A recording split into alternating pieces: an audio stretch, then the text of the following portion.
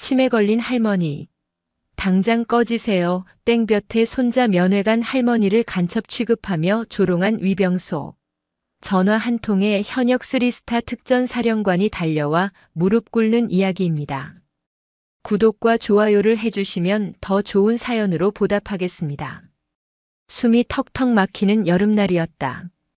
남도의 짙푸른 녹음마저 지쳐 보이게 하는 맹렬한 태양 아래 칠순을 갓 넘긴 차수경 여사가 작은 시외버스에서 내렸다.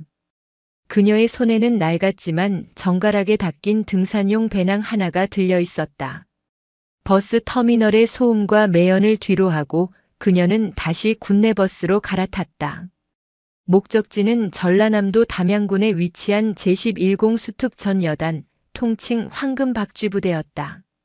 차수경 여사의 행색은 영락없는 시골 할머니였다.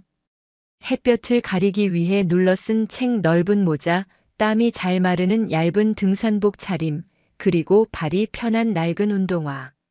그 누구도 그녀의 구부정한 등과 주름진 얼굴에서 대한민국 육군 최초의 여성 전투병과 장군, 전설적인 철의 여장부로 불렸던 예비역 소장 차수경의 모습을 떠올릴 수 없었다.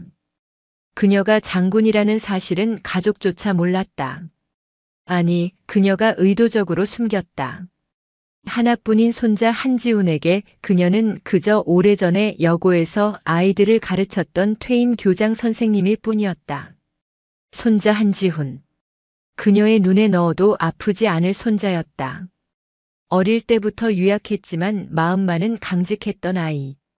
그런 녀석이 군대, 그것도 가장 험하다는 특전사에 자원 입대했을 때 차수경은 속으로 얼마나 놀라고 또 대견했는지 모른다.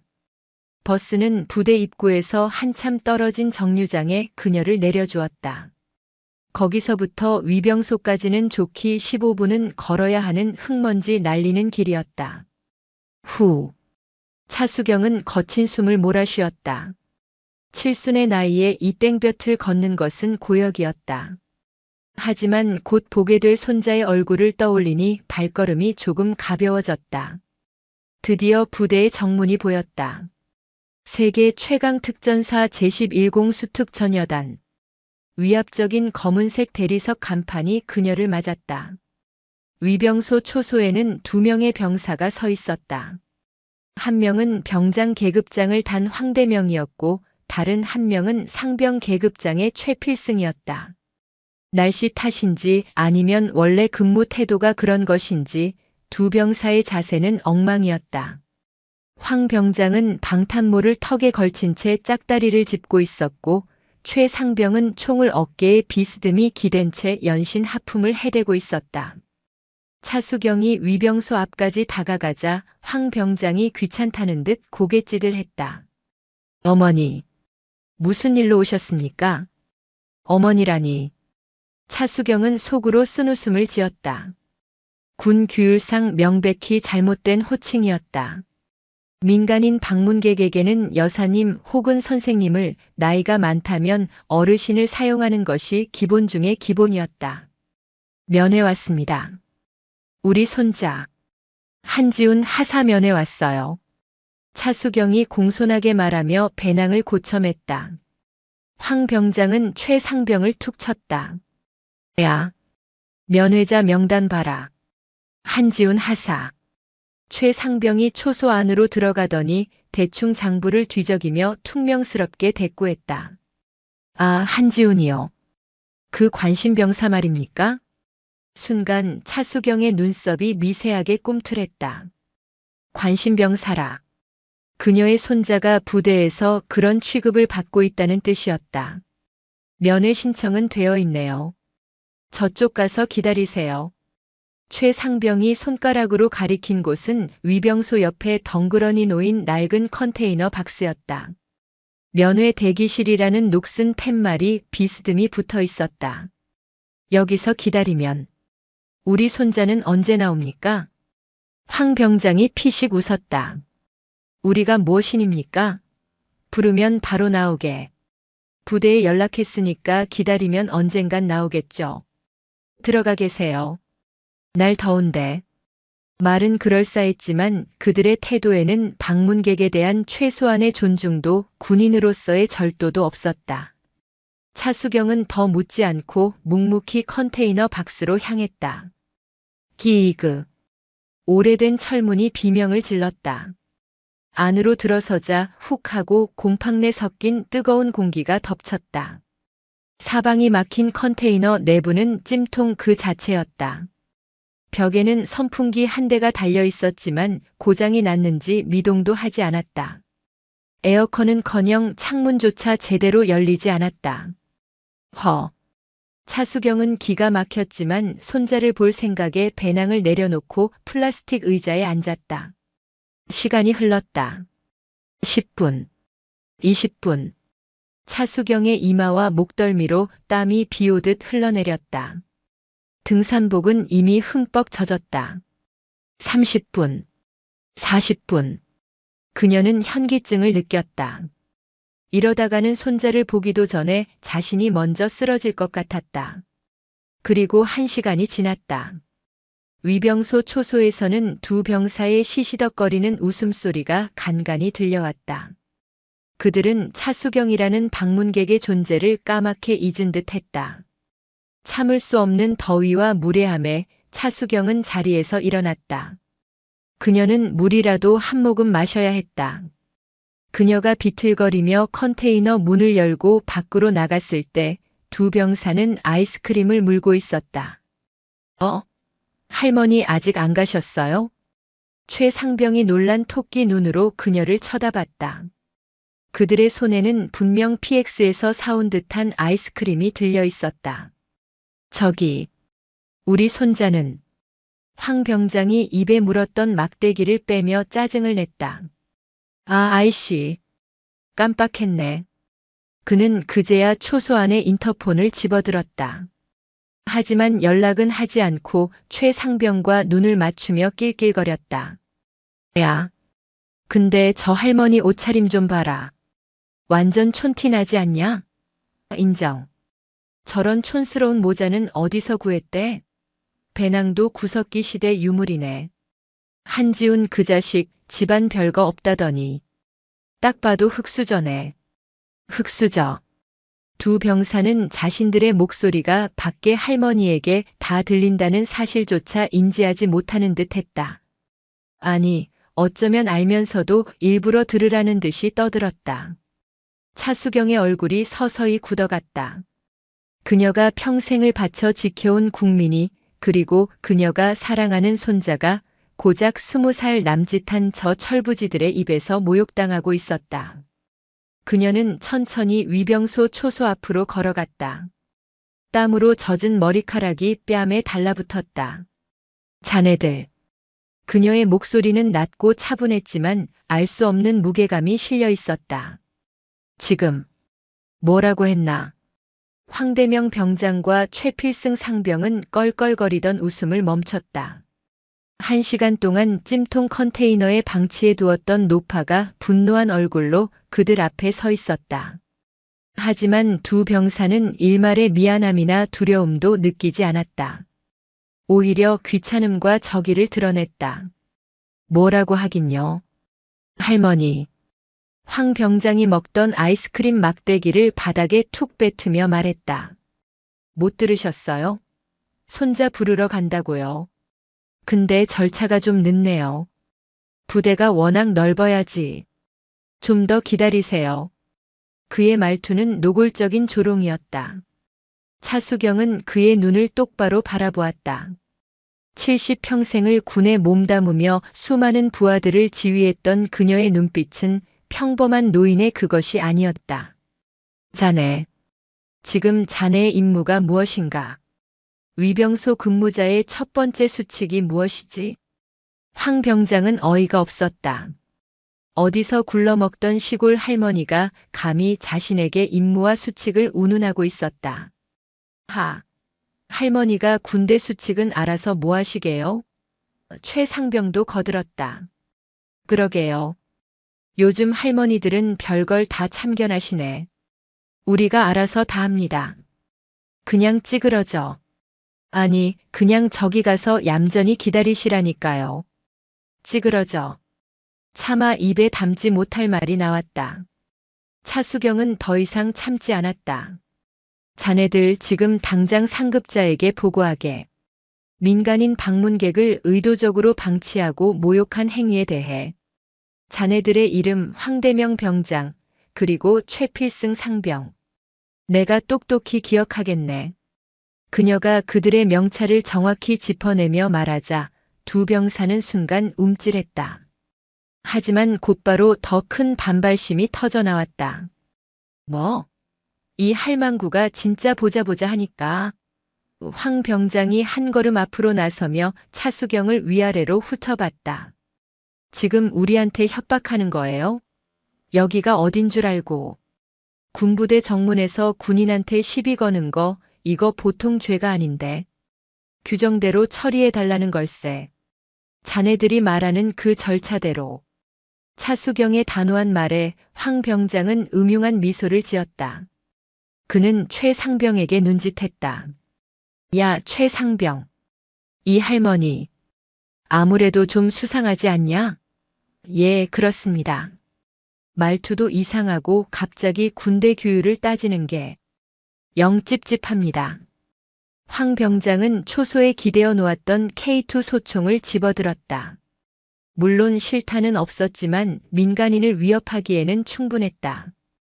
그는 총을 차수경에게 겨누는 신용을 하며 말했다. 할머니, 솔직히 말해요. 북에서 왔지? 간첩 아니야? 뭐라고? 차수경의 눈이 얼음장처럼 차가워졌다. 간첩 맞네. 간첩이야. 황 병장은 상황극을 하듯 과장되게 외쳤다. 군부대 위치 탐지하고 위병소 근무자들한테 시비 걸어서 혼란 주려는 거. 딱 걸렸어.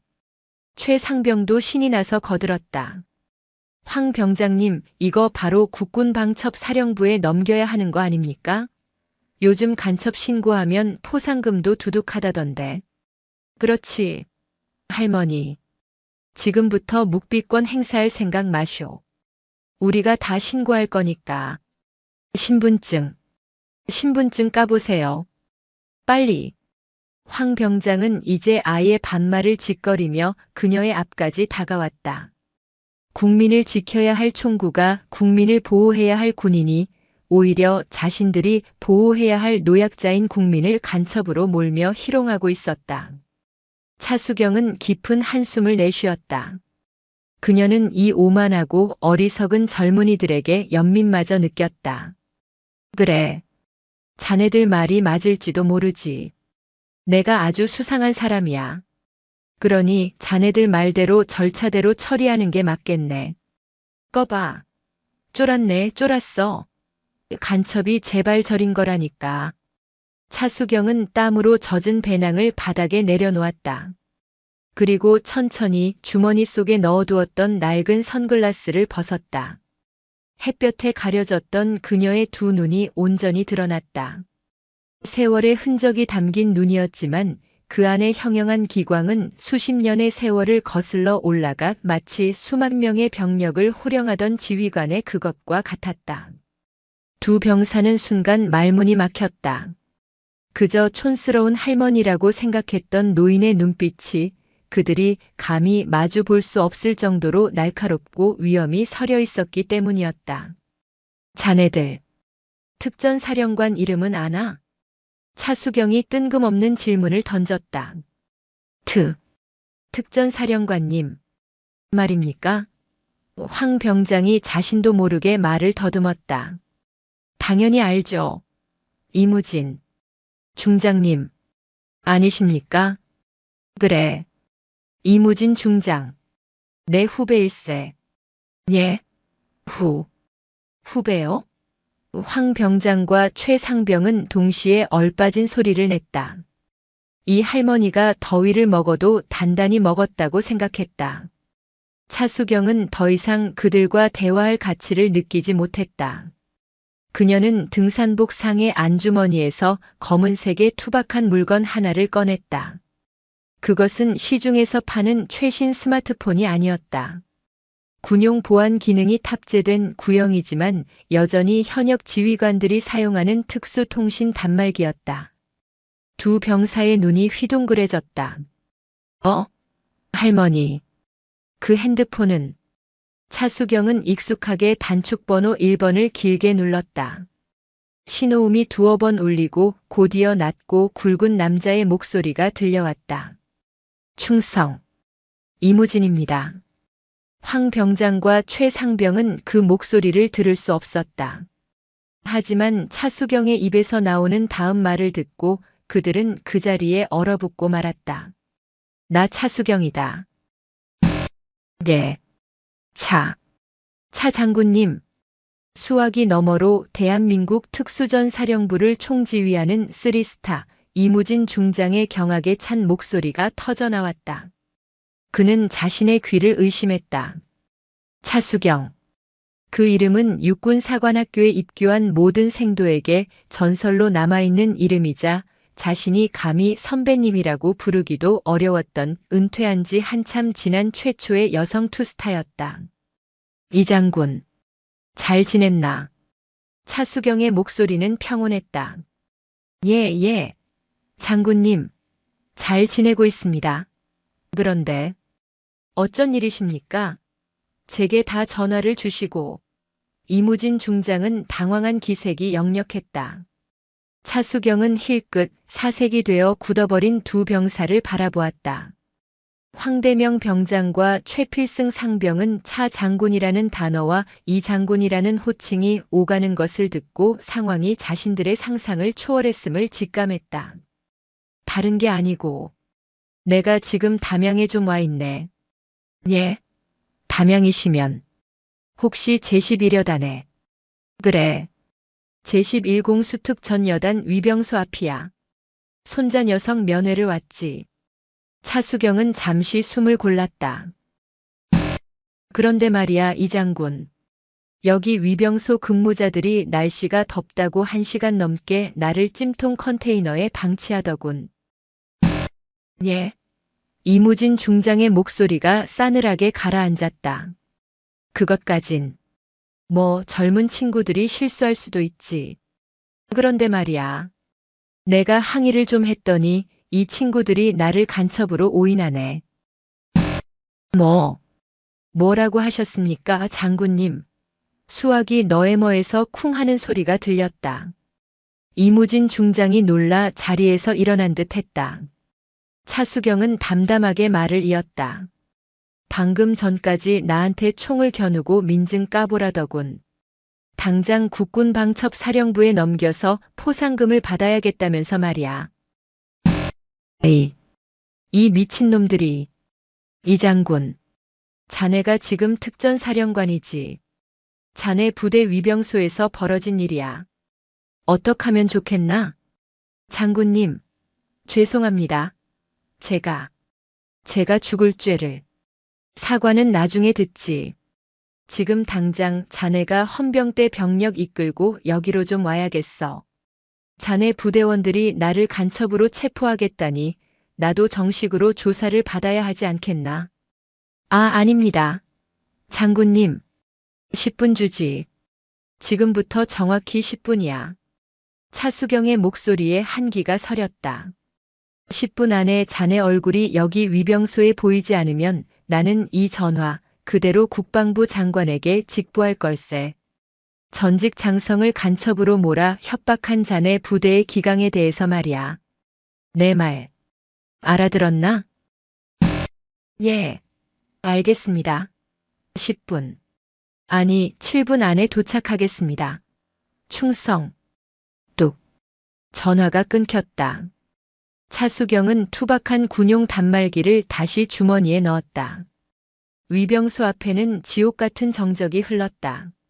황대명 병장과 최필승 상병은 이제 사색을 넘어 얼굴이 백지장처럼 하얗게 질려 있었다.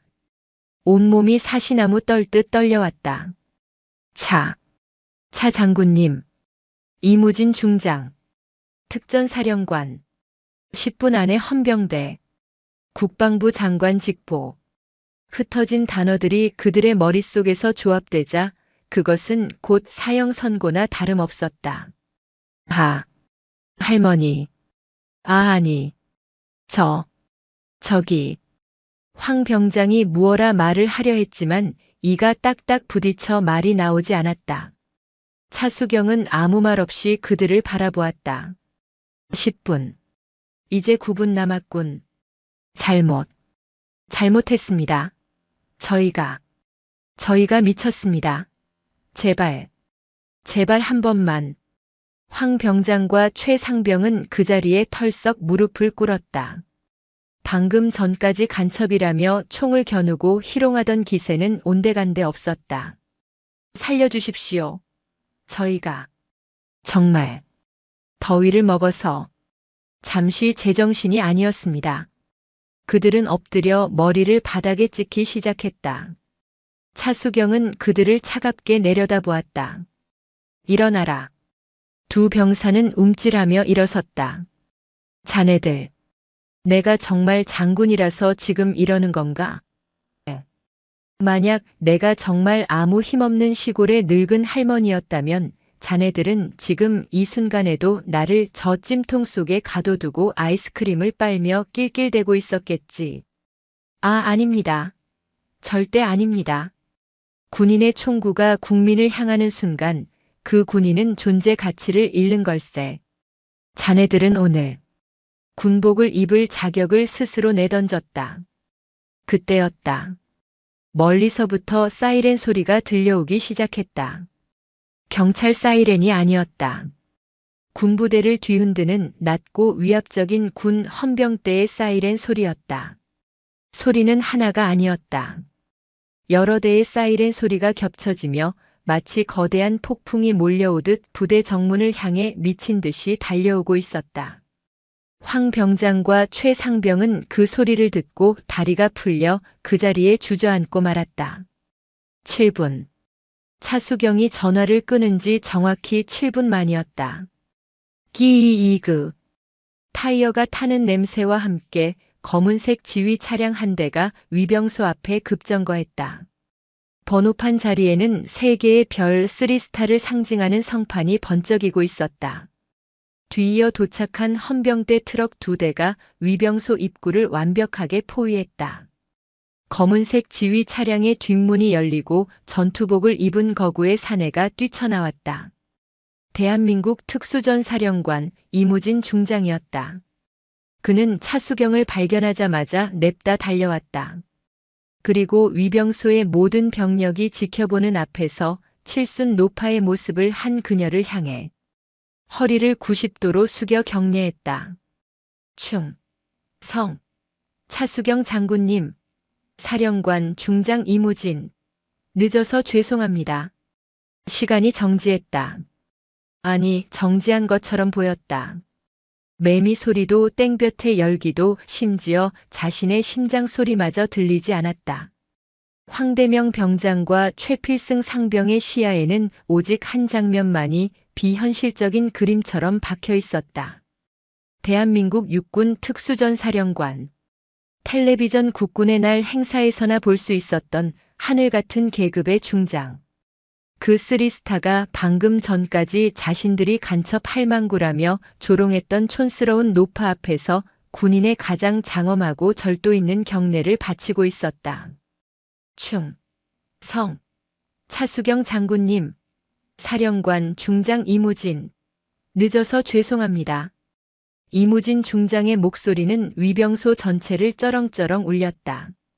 그가 얼마나 급하게 달려왔는지 전투복 등판이 땀으로 흠뻑 젖어 있었고 관자놀이에서는 땀방울이 굵게 흘러내리고 있었다.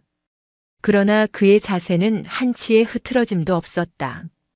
그는 분노와 송구함이 뒤섞인 눈으로 차수경을 바라보았다.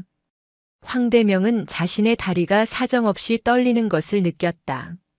뇌가 현실을 받아들이기를 거부했다. 장군님이라고? 저 할머니가. 아니야. 말도 안 돼. 뭔가 잘못됐어. 최필승은 이미 반쯤 넋이 나갔다. 그는 자신이 뱉었던 말들을 필사적으로 되감았다. 흙수저. 촌티난다. 간첩 아니야? 민증까봐. 찌그러져. 한마디 한마디가 거대한 바위가 되어 그의 숨통을 짓눌렀다. 그는 숨이 쉬어지지 않았다. 이무진 중장은 경례를 풀지 않았다. 차수경이 받아줄 때까지 그는 그 자세 그대로 굳어 있었다. 차수경은 천천히 그를 바라보았다. 그리고 짤막하게 고개를 끄덕였다. 됐네. 이 장군. 경례 풀어. 자네가 죄 지은 건 아니지. 그제야 이무진 중장은 경례를 풀고 허리를 폈다. 그는 차수경의 땀에 젖은 몰골과 그녀가 1시간 넘게 갇혀 있었을 찜통 같은 컨테이너 박스를 번갈아 보았다. 그리고 그의 시선은 바닥에 주저앉아 덜덜 떨고 있는 두 위병에게로 향했다. 이무진 중장의 눈빛이 변했다. 방금 전까지 차수경에게 향했던 송구함은 온데간데 없고 예리하게 벼린 칼날 같은 살기가 번뜩였다. 그는 대한민국 최정예 특수부대를 지휘하는 사령관이었다. 그의 분노는 평범한 분노가 아니었다. 내 놈들이냐? 그의 목소리는 낮고 조용했지만 그 안에 담긴 분노는 천둥과도 같았다. 내 놈들이 감히 대한민국 육군의 전설이신 차수경 장군님을 저 찜통에 가두고 간첩으로 몰아. 사령관님. 황대명이 그제야 정신을 차리고 바닥에 납작 엎드렸다. 잘못했습니다. 저희가 정말 더 더위를 먹어서. 더위. 이무진 중장이 기가 차다는 듯 실소를 터뜨렸다. 더위를 먹어? 내 놈들이 지금 대한민국 특전사라는 게 수치스럽다. 내 놈들이 짓거린 말 내가 오는 길에 다 보고받았다. 흑수저? 촌티? 내 놈들 눈에는 국민이 그렇게 보이나? 그가 한 걸음 다가서자 황대명과 최필승은 비명을 지르며 뒷걸음질 쳤다. 헌병.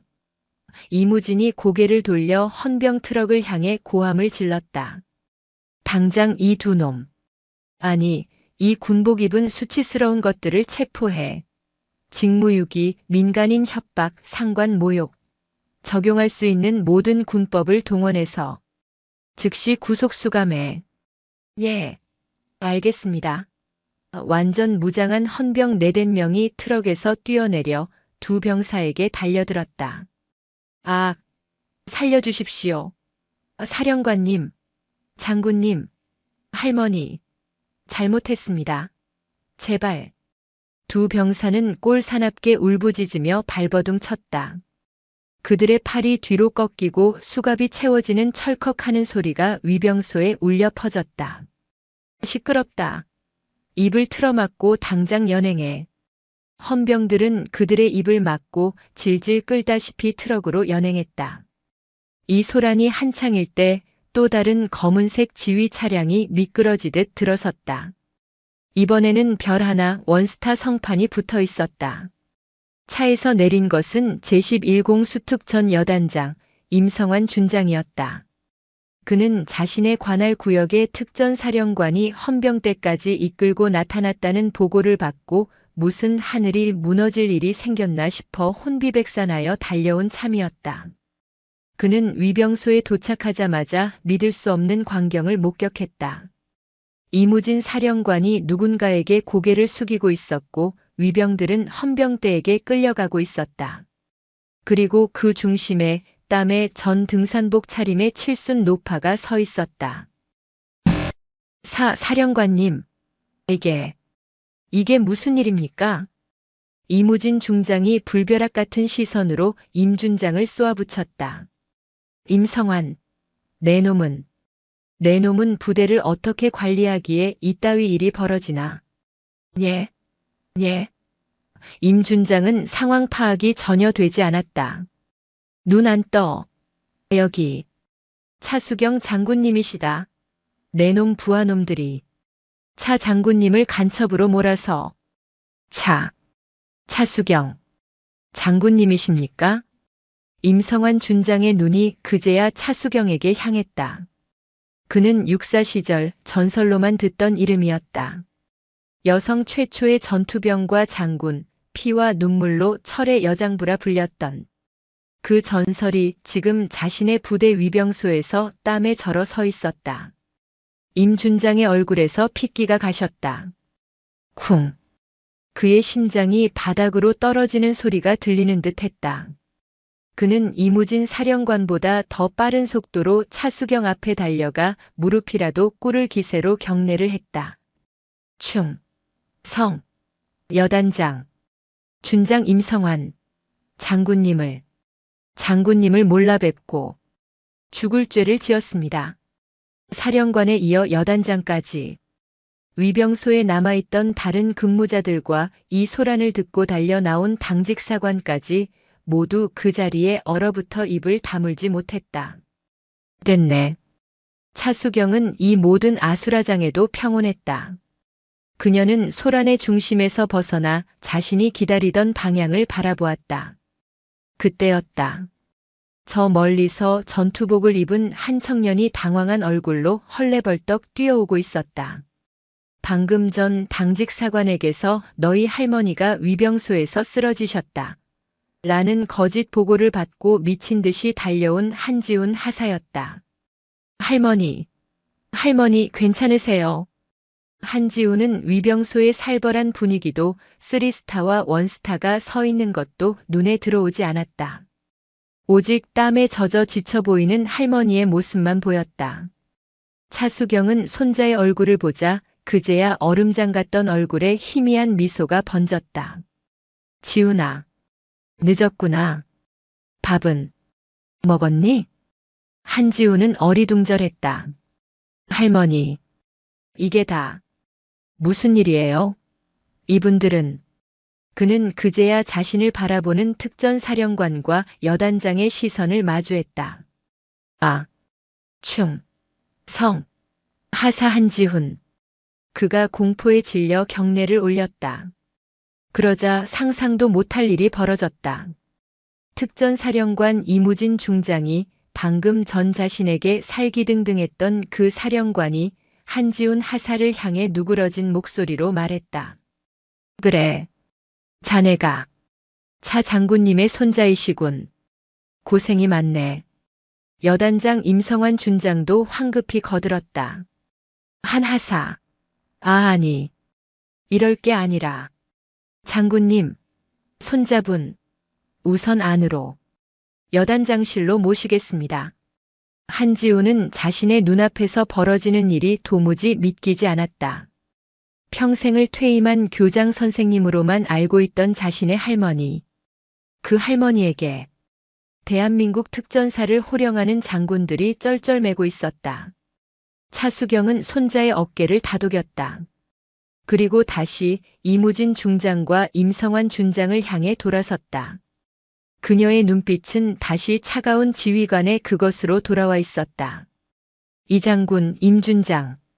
예. 장군님. 예. 장군님. 내가 오늘 이곳에 온 것은 예비역 소장 차수경으로서가 아닐세. 그녀는 땅에 떨어졌던 낡은 배낭을 집어들었다. 나는 오늘 대한민국 군인을 아들로 둔, 아니 손자를 군대에 보낸 평범한 국민의 한 사람으로 여기에 왔네. 그녀는 방금 전 헌병들이 끌고 간 방향을 바라보며 말을 이었다. 저 두 병사를 벌하려는가? 예, 당연합니다. 군법에 따라. 좋아. 하지만 그 죄목을 분명히 해야 할 걸세. 차수경의 목소리에 힘이 실렸다. 저들은 예비역 장군을 몰라본 죄가 아니야. 저들은 땡볕에 1시간을 서서 손자를 기다린 어머니를 기만한 죄일세. 저들은 군대가 지켜야 할 국민을 모욕하고 간첩으로 몰아 총을 겨눈 죄야. 국민을 상대로 협박을 일삼은 죄일세. 차수경은 이무진 중장의 눈을 똑바로 응시했다. 이 장군, 자네가 진정으로 특전사를 아끼는 지휘관이라면 저 두 녀석의 처벌로 이 사태를 덮을 생각은 말게. 예. 1시간 넘게 위병소에서 소란이 벌어지는 동안 당직사관 하나, 간부 하나 내려와 보지 않은 이 부대의 기강. 면회객을 찜통에 가두는 것을 당연하게 여기는 이 썩어 빠진 관행. 그리고 차수경은 손자 한지훈의 마른 어깨를 바라보았다. 아까 위병이 말했던 관심병사라는 단어가 그녀의 뇌리를 스쳤다. 이 부대 전체에 만연한 병폐를 이번 기회에 뿌리 뽑게 자네가 할 수 있겠나? 그것은 질문이 아니었다. 전설적인 철의 여장부가 한참 어린 후배 사령관에게 내리는 가장 무서운 명령이었다. 이무진 중장은 차수경의 말을 듣는 순간 등골을 타고 식은땀이 흘렀다. 뿌리 뽑게. 그 말의 무게는 천근만근이었다. 그것은 단순히 위병소 근무자 2명을 군기 교육대로 보내는 수준의 징계가 아니었다. 제11공 수특전 여단 이 황금 박쥐부대 전체를 밑바닥부터 뒤집어 엎으라는 뜻이었다. 장군님. 이무진 중장은 마른 입술을 축였다. 명심하겠습니다.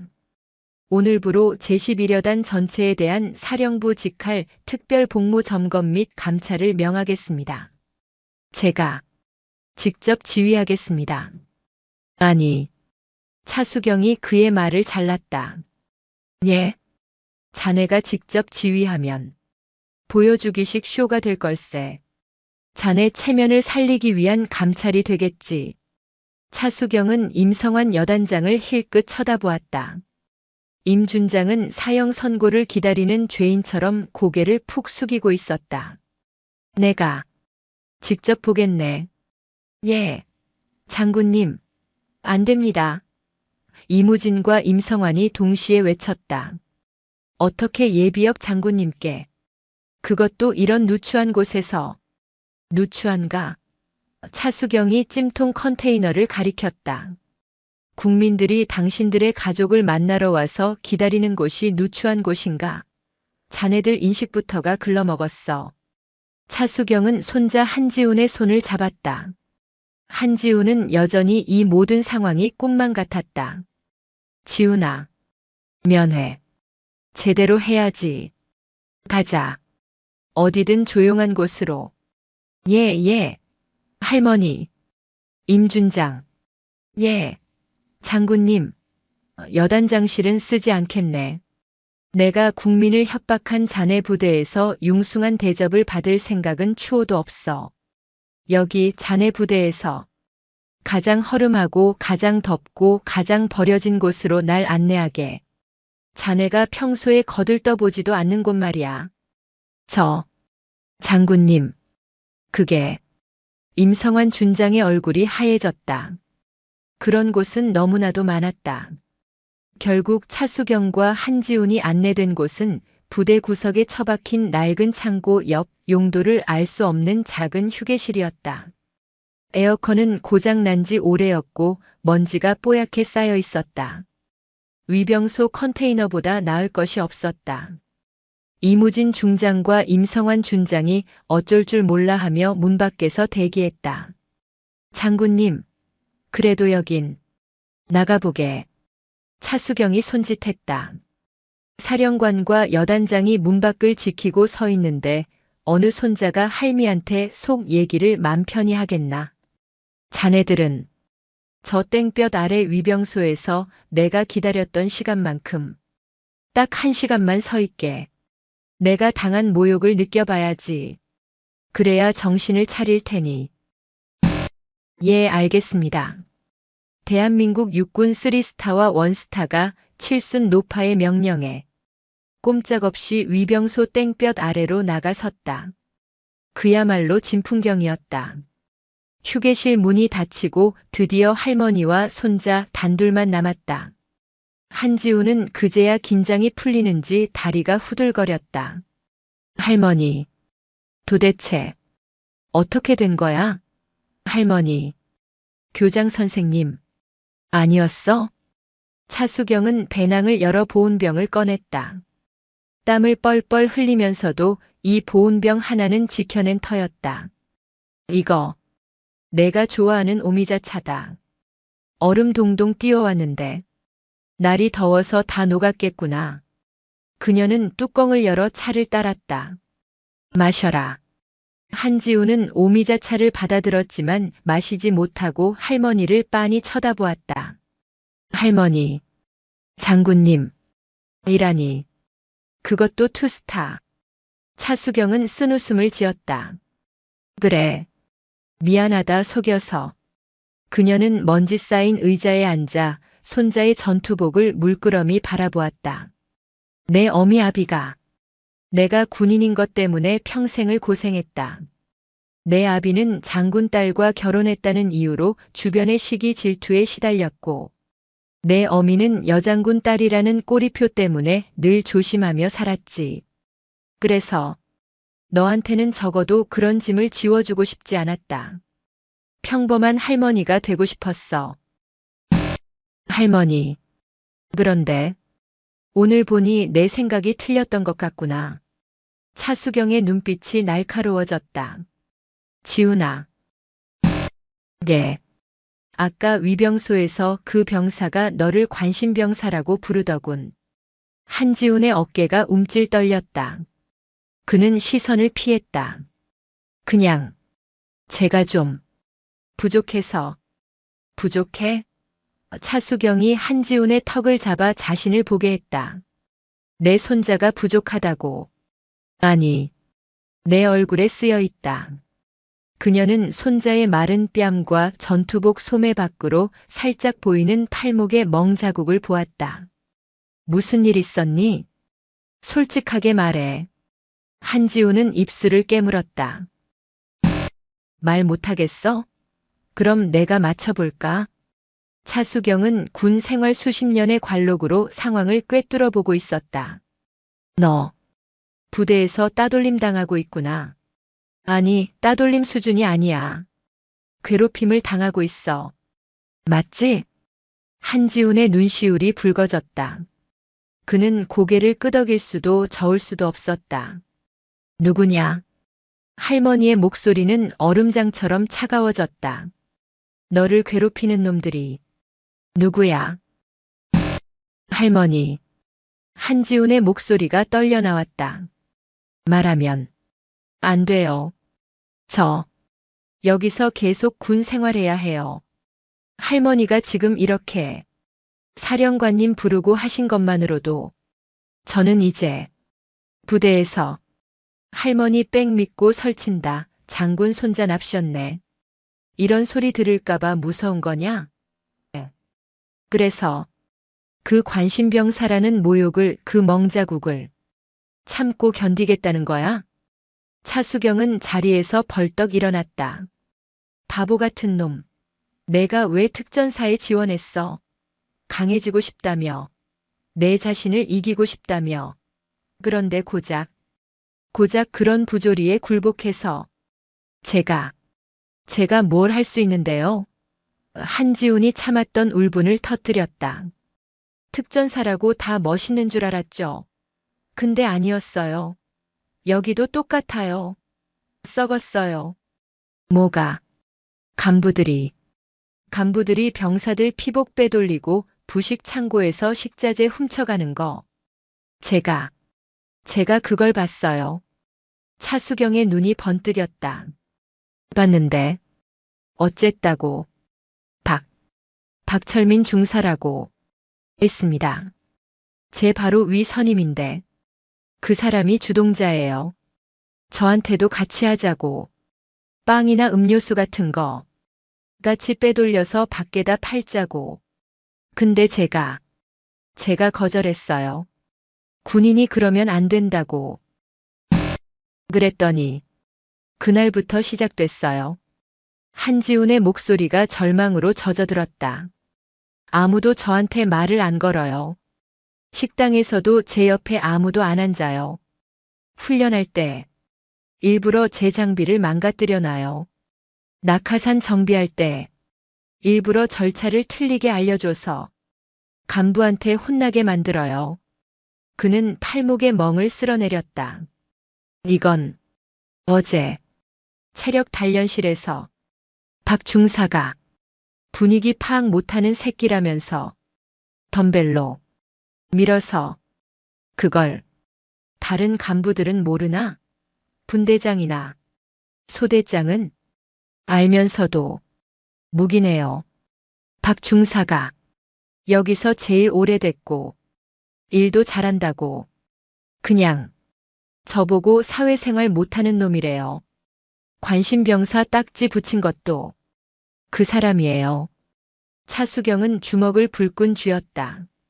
부들부들 떨릴 정도의 분노가 치밀어 올랐다. 자신이 평생을 바쳐 지킨 군대, 자신이 자부심을 가졌던 최정예 특전사, 그 속이 고작 식자재나 빼돌리는 좀도둑 무리에 의해 이렇게 썩어 문드러지고 있었다. 그리고 그 중심에 자신의 손자가 고통받고 있었다. 박철민 중사. 차수경은 그 이름을 가슴에 새겼다. 그녀는 문을 열고 밖으로 나갔다. 문 밖에는 이무진 중장과 임성환 준장이 약속대로 땡볕 아래 부동자세로 서 있었다. 그들의 전투복은 땀으로 샤워를 한 듯 했다. 이 장군. 예. 장군님. 감찰. 내가 직접 해야겠네. 예. 자네들은 이 부대의 병사들이 자기 전우의 낙하산을 망가뜨리고 군수품을 도둑질하고 그걸 묵인하는 간부들로 채워져 있다는 걸 알고 있었나? 이무진과 임성환의 얼굴이 잿빛이 되었다. 위병소의 불친절과는 차원이 다른 부대 해체 수준의 범죄였다. 당장! 자네는 빠져. 차수경이 이무진을 막아섰다. 사령관이 나서면 꼬리 자르기만 할 뿐이야. 박철민 중사라는 이름 하나 던져주고 끝나겠지. 나는 이 부대의 가장 밑바닥, 가장 더러운 뿌리까지 내 눈으로 직접 확인할 걸세. 장군님, 하지만 예비역 신분으로는 그래서 자네 도움이 필요하네. 차수경이 이무진에게 다가갔다. 나에게 국방부 특별감찰 고문 직함을 주게. 장관에게 직보해서 딱 일주일만 내가 이 부대를 샅샅이 뒤질 수 있는 권한을 받아내. 이무진 중장은 마른 침을 삼켰다. 전설적인 철의 여장부가 수십 년 만에 현역으로 복귀하려 하고 있었다. 그것도 부패한 자신의 부대를 도려내기 위해서. 알겠습니다. 장군님, 즉시 조치하겠습니다. 폭풍은 이제 막 담양 땅에 상륙했다. 국방부의 승인은 차수경이 예상했던 것보다 훨씬 빨랐다. 이무진 중장이 특전사령부의 명운을 걸고 장관에게 직보한 지 불과 3시간 만에 예비역 소장 차수경은 국방부 특별감찰 고문이라는 임시 직함을 부여받았다. 그녀에게는 제11공 수특전 여단 내 모든 시설의 출입 권한, 모든 장병의 면담 권한, 그리고 모든 군사 자료의 열람 권한이 주어졌다. 임성환 여단장은 즉시 직무에서 배제되었다. 그는 여단장실에 연금된 상태로 감찰 결과를 기다리는 신세가 되었다. 부대 지휘권은 사령부에서 급파된 참모장에게 임시로 이관되었다.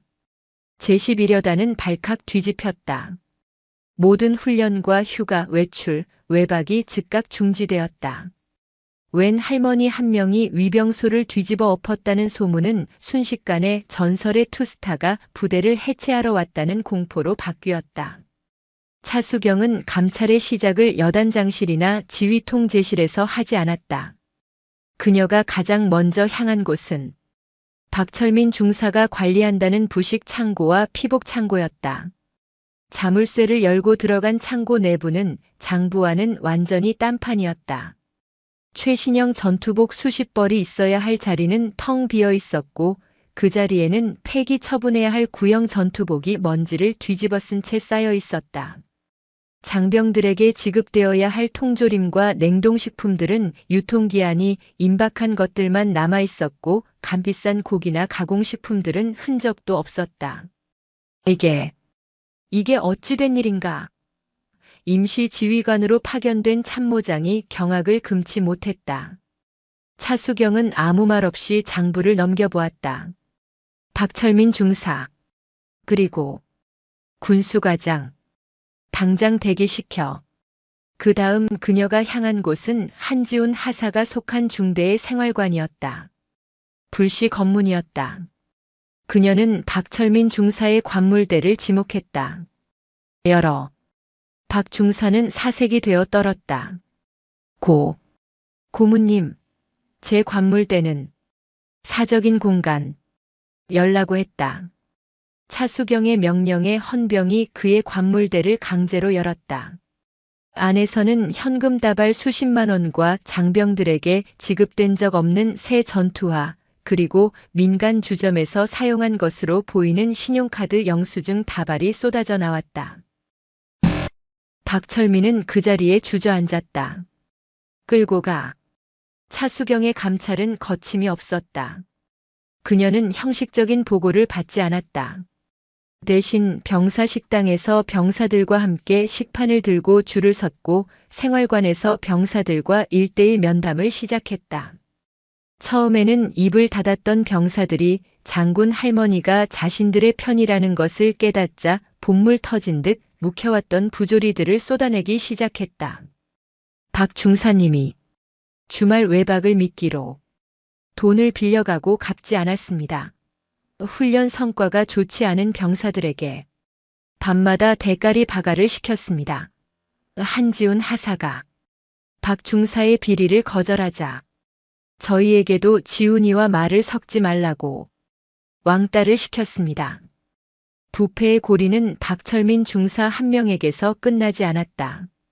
그가 빼돌린 군수품을 묵인해주는 대가로 상납을 받은 군수과장, 병사들의 가혹행위를 알고도 군기가 빠졌다며 오히려 피해 병사를 질책한 대대장까지. 뿌리는 생각보다 훨씬 깊고 넓게 썩어 있었다. 일주일 후 제11여단 연병장에는 전 장병이 도열했다. 감찰 결과는 참혹했다. 박철민 중사를 포함한 부사관 3명이 구속되었고 군수과장 소령과 대대장 중령이 보직 해임 및 중징계위원회에 회부되었다. 직무가 정지되었던 임성환 여단장은 이 모든 사태를 방치한 책임을 물어 강제 전역 조치를 당했다. 그리고 모든 일의 시작이었던 두 위병 황대명 병장과 최필승 상병. 그들은 헌병 때 영창에 수감된 채 자신들의 운명을 기다리고 있었다. 그들은 단순 징계가 아닌 상관 모욕과 민간인 협박이라는 중죄로 군사재판에 넘겨질 위기였다. 그들의 군 생활은 물론 어쩌면 사회에 나가서도 전과자로 낙인 찍힐 수 있는 상황이었다. 차수경은 모든 조치가 끝난 후 이무진 중장에게 마지막으로 한 가지를 요청했다. 그 두 병사, 내가 만나봐야겠네. 차가운 영창 면회실. 황대명과 최필승은 수의를 입은 채 고개를 들지 못했다. 그들 앞에는 이제 장군의 위엄을 되찾은 정복은 아니지만 단정한 사복 차림의 차수경이 앉아 있었다. 두 병사는 죽을 죄를 지은 심정으로 떨고만 있었다. 자네들, 내가 누군지 이제 알겠지? 네. 죄송합니다. 장군님. 아니. 차수경이 고개를 저었다. 자네들은 내가 장군이라는 것을 몰랐을 때 나를 어떻게 대했나? 자네들의 눈에 비친 나는 그저 늙고 촌스럽고 힘없는, 그래서 함부로 무시해도 되고 찜통에 가둬도 되고 간첩이라고 놀려도 되는 그런 존재였지. 잘못했습니다. 자네들이 정말 잘못한 것이 무엇인지 아나? 차수경은 그들의 눈을 바라보았다. 내가 장군인 것을 몰라본 것이 아니야. 내가 국민인 것을 잊어버린 죄야. 그녀는 목소리를 낮췄다. 자네들이 입고 있는 그 군복. 그 군복이 바로 나 같은 국민들의 세금으로 만들어진 걸세. 자네들이 쏘는 총알 한 발, 자네들이 먹는 밥 한 끼. 전부 자네들이 흙수저라고 무시했던 그 국민들의 피와 땀이야. 두 병사는 흐느끼기 시작했다. 군인이 왜 존재하나? 국민을 지키기 위해서야. 그런데 자네들은 그 국민을 지키기는커녕 모욕하고 협박했어.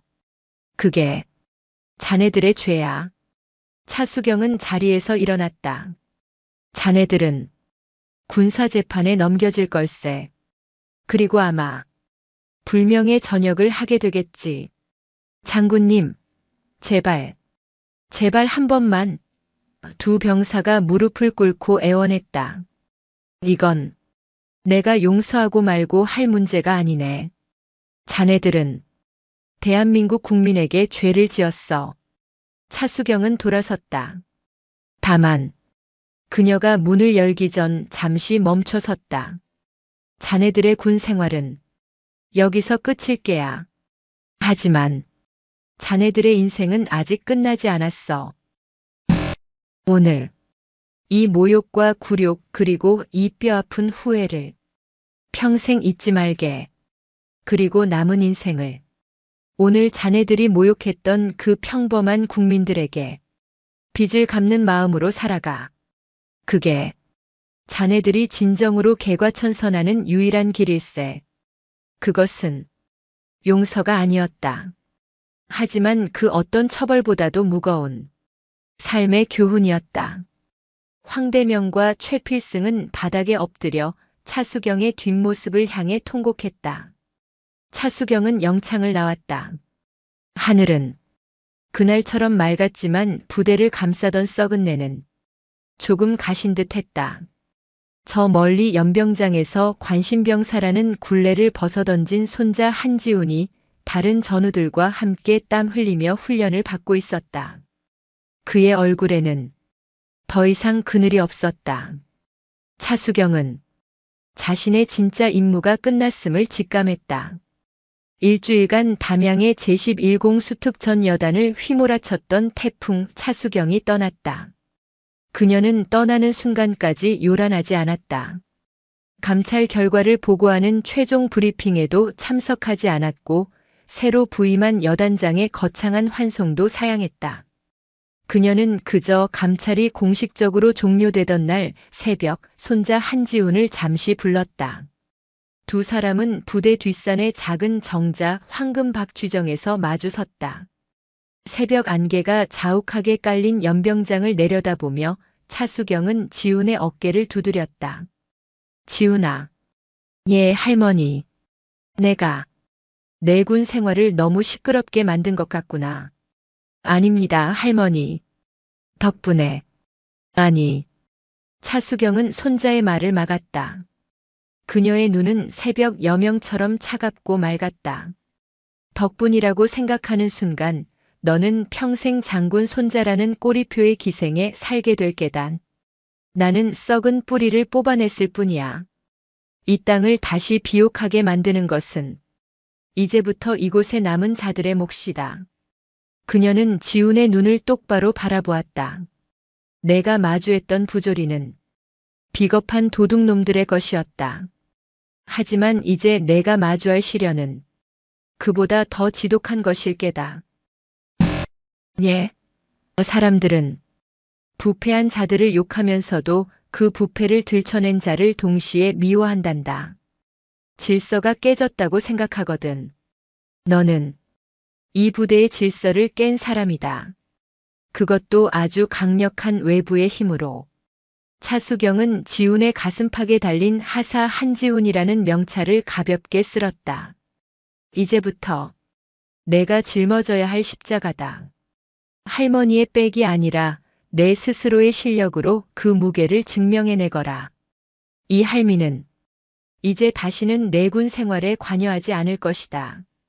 알겠느냐? 한지훈은 그 말의 무게를 온전히 이해하지 못했다. 하지만 그는 비장하게 고개를 끄덕였다. 예, 할머니. 명심하겠습니다. 차수경은 그날 새벽 여단장 임시 지휘소에 감찰 종료 보고서 한 장만 남겨둔 채 마치 안개처럼 부대를 떠났다. 그녀가 떠나고 부대에는 새로운 질서가 찾아왔다. 사령부에서 새로 부임한 여단장 강민혁 대령은 차수경이 도려낸 상처를 봉합하기 위해 밤낮으로 뛰었다. 그는 차수경과는 다른 방식으로 부대를 다잡았다. 원칙과 훈련. 그것이 전부였다. 하지만 차수경의 예언은 무서울 정도로 정확했다. 한지훈에게 닥친 시련은 이전과는 완전히 다른 종류의 것이었다. 박철민 중사가 그를 투명인간 취급하며 괴롭혔다면 이제 부대원들은 그를 성역 취급하며 멀리했다. 식당에서 일어난 일은 상징적이었다. 한지훈이 식판을 들고 테이블에 앉자 이미 앉아있던 선임 하사 2명이 밥을 반쯤 남겼음에도 불구하고 조용히 식판을 들고 일어났다. 아무 말도 없었다. 하지만 그 침묵 속에는 너랑 엮이기 싫다는 칼보다 차가운 거절이 담겨 있었다. 그들은 한지훈을 괴롭히지 않았다. 대신 그들은 한지훈을 배제했다. 한하사. 훈련 준비가 한창이던 어느 날 중대 행정보급관이 그를 불렀다. 자네, 이번 산악 특수전술 훈련에서는 빠지게. 예? 왜? 왜 그렇습니까? 아, 뭘 물어. 자네 몸이 좀 성치 않아 보여서 그런다. 왜? 저 건강합니다. 훈련 받을 수 있습니다. 이 사람아. 행보관이 버럭 소리를 질렀다. 자네 할머니. 아니, 차 장군님께서 부대 뒤집어 놓고 가신 게 며칠 전이야.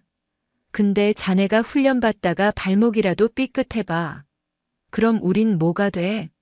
제2의 감찰 시즌2야, 한지훈은 망치로 머리를 맞은 듯 했다. 그는 훈련에서 열외되어 중대 막사에서 낡은 군장류나 수선하라는 지시를 받았다. 그의 동기들과 선임들이 완전 군장을 꾸려 훈련장으로 향하는 모습을 그는 먼지 나는 창고에서 지켜봐야 했다. 그를 가장 노골적으로 배제하는 인물은 이 부대의 살아있는 전설로 불리는 오만규 원사였다. 오 원사는 박철민 같은 좀도둑 부류와는 격이 달랐다. 그는 11여단에서만 20년을 복무했고 해외 파병과 대테러 작전에서 수많은 공을 세운 그야말로 특전사의 화신 같은 인물이었다. 그는 부패를 혐오했지만 외부의 힘으로 부대의 명예가 더럽혀지는 것은 그보다 더 혐오했다. 그의 눈에 한지훈은 부대의 자정 능력을 믿지 못하고 할머니 백을 동원해 동료들을 쳐낸 나약하고 교활한 내부 고발자일 뿐이었다. 어느 날 한지훈은 오 원사를 찾아갔다. 원사님, 저도 훈련에 참가하고 싶습니다. 왜 저만 배제시키십니까? 오만규 원사는 대검을 손질하던 무시무시한 손길을 멈추고 천천히 한지훈을 올려다보았다. 한하사. 예, 원사님. 자네, 낙하산 탈 줄 아나? 예, 기본 공수 훈련 이수했습니다. 그럼, 낙하산이 왜 필요한지 아나? 생명을 지키기 위해서입니다. 오원사가 피식 웃었다. 틀렸어. 낙하산은 생명을 걸기 위해서 필요한 거야. 내가 왜 자넬 훈련에서 빼는 줄 아나? 그가 자리에서 일어섰다. 거대한 산 같은 위압감이 한지훈을 짓눌렀다. 자넨 생명을 걸지 않기 때문이야. 무슨 말씀이십니까?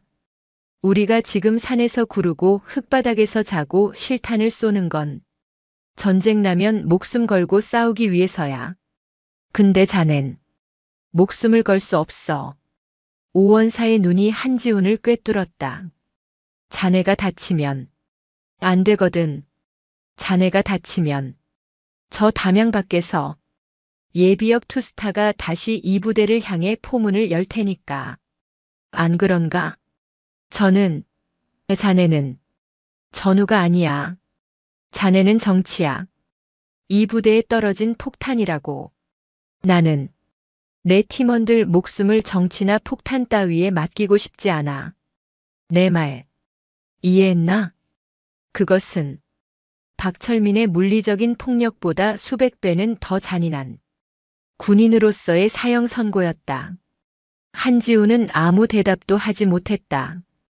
그는 특전사에 지원했던 자신의 첫 마음을 떠올렸다. 강해지고 싶었다. 스스로를 증명하고 싶었다. 그런데 그는 할머니의 막강한 힘 덕분에 부조리에서는 벗어났지만 대신 군인이라는 자신의 정체성을 비비비비비비 완전히 잃어버렸다. 그는 창고 구석에 처박혔다.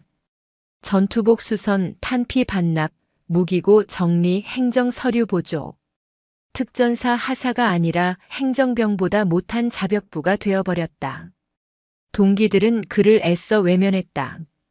그에게 말을 거는 것 자체가 오원사의 심기를 거스르는 일이었고 자신들의 군 생활을 꼬이게 만드는 일이었기 때문이다.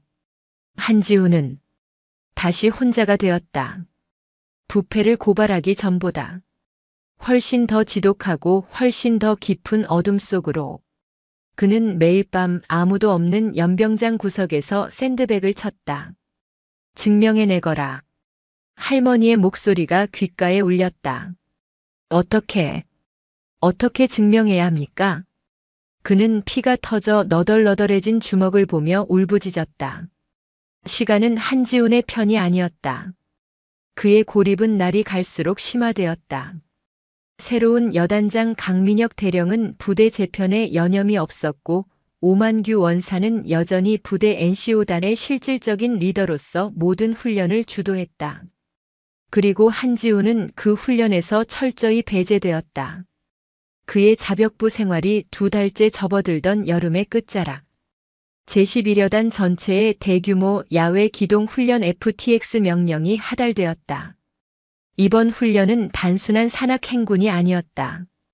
담양과 맞닿은 화순, 그리고 무등산 국립공원 일대까지 아우르는 광범위한 지역에서 가상의 적 침투를 상정하여 탐색 의경멸의 퇴출까지 이어지는 고강도 종합전술 훈련이었다. 물론 한지훈의 이름은 이번에도 전투조 명단에서 빠졌다. 그는 여단 지휘본부 CP 지원조라는 이름으로 사실상 훈련 지역 초입에 설치될 베이스 캠프에서 통신 보조 및 물자 관리를 맡게 되었다. 훈련 전날 밤 오만규 원사가 주도하는 최종 작전 브리핑이 열렸다. 한지우는 지원조였지만 작전의 전체 흐름을 파악해야 한다는 생각에 회의실 가장 구석자리에 섰다. 오 원사는 거대한 지도 앞에 서서 붉은색 펜으로 침투조의 이동 경로를 브리핑하고 있었다. 주력 침투조 알파는 내가 직접 인솔한다. 무등산 서석대를 경유, 야간에 장불제를 넘어 화순 백아산의 은거한적 지휘부를 타격한다.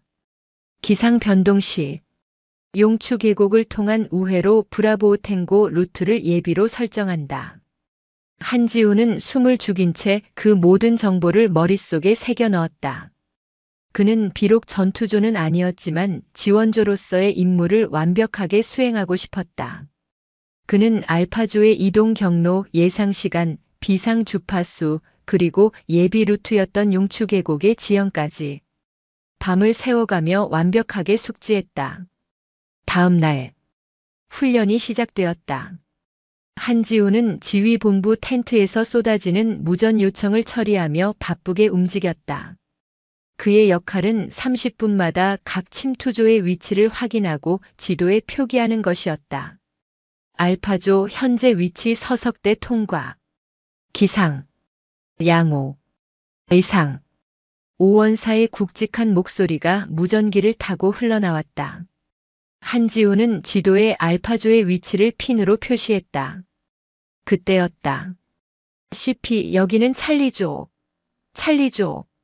다급한 목소리가 들렸다. 기상 급변. 무등산 정상 부근. 국지성 호우 발생.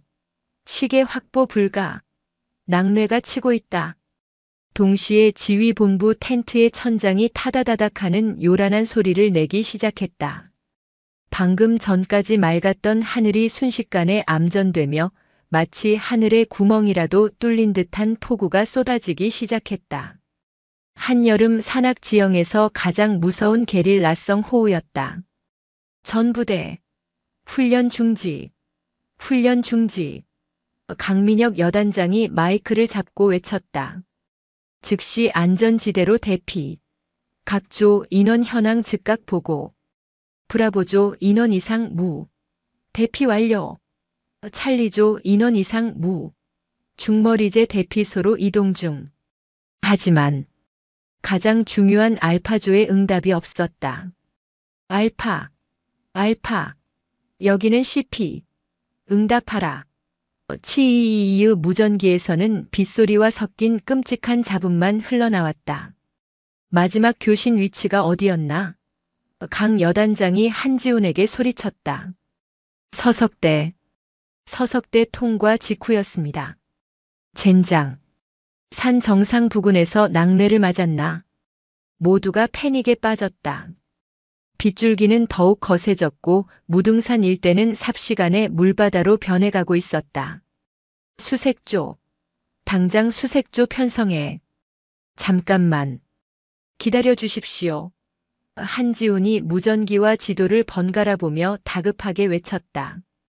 여단장님, 알파조는 서석대에 없습니다. 무슨 소리야? 마지막 보고가. 오원사님은 기상 변화를 예측하셨습니다. 브리핑 때 기상 변동 시 예비 루트 브라보 탱고로 이동한다고 하셨습니다. 한지훈은 지도의 한 지점을 손가락으로 가리켰다. 서석대에서 폭우를 만났다면 가장 빠른 대피 경로는 능선을 타는 것이 아니라 계곡으로 내려오는 것입니다. 용추 계곡입니다. 그들은 지금 용추 계곡으로 진입했을 겁니다. 계곡이라고. 강 여단장의 얼굴이 하얗게 질렸다. 이런 폭우 속에 계곡으로 들어가는 건 자살행위야. 대피하기 위해서였을 겁니다. 하지만 이 정도 폭우라면 계곡물이 불어나는 건 순식간입니다.